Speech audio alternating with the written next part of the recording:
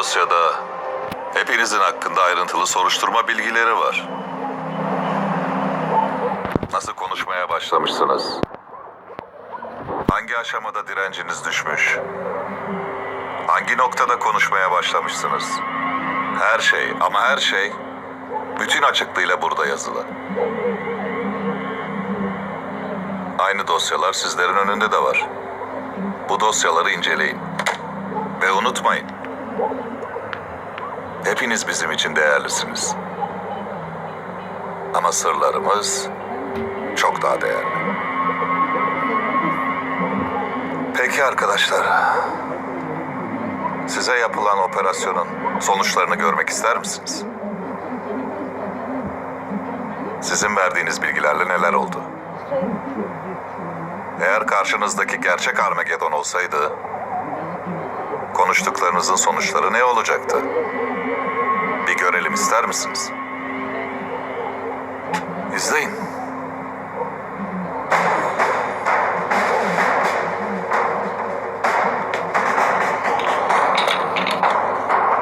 İşte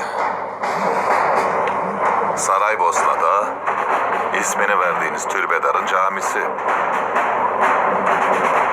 Yıkılmış.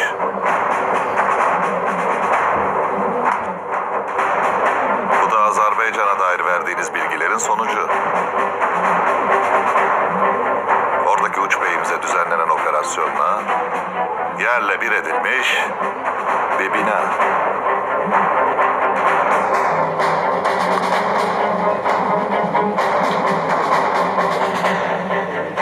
Suriye'ye dair vermiş olduğunuz bilgilerle ise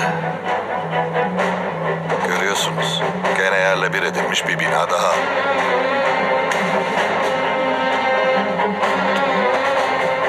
Arkadaşlar, tabii ki bunların hepsi önceden yapılmış savaşlardan alınma fotoğraflar.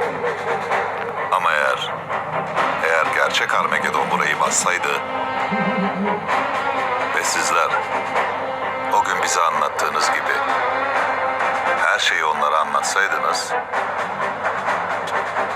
işte bu gördüğünüz yerlerdeki bağlantılarımız yok olmuştu.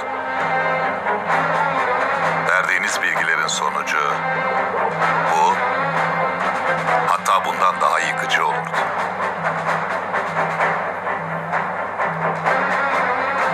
Peki neden konuştunuz? Beni öldüreceklerini düşündüğünüz için konuştunuz. Aslında lidere bağlılığınız güzel. Ama unutmayın. Siyah sancak ve bu sancağın sırrı liderden önce gelir. Bunu bilmiyordunuz. Bizler sizleri bildiklerinizle sınamak istedik. Yaşayarak öğrenin istedik. Lider ölürse Siyah Sancak hareketinin yarım kalacağını düşünenler. Siyah Sancak ne olursa olsun yarım kalmaz. Yolda kalmaz. Ben olmasam başkası olur. Siyah Sancak fikri ve ideali yüzlerce yıllık bir idealdir. Senle, benle, bir başkasıyla sonuç değişmeyecektir.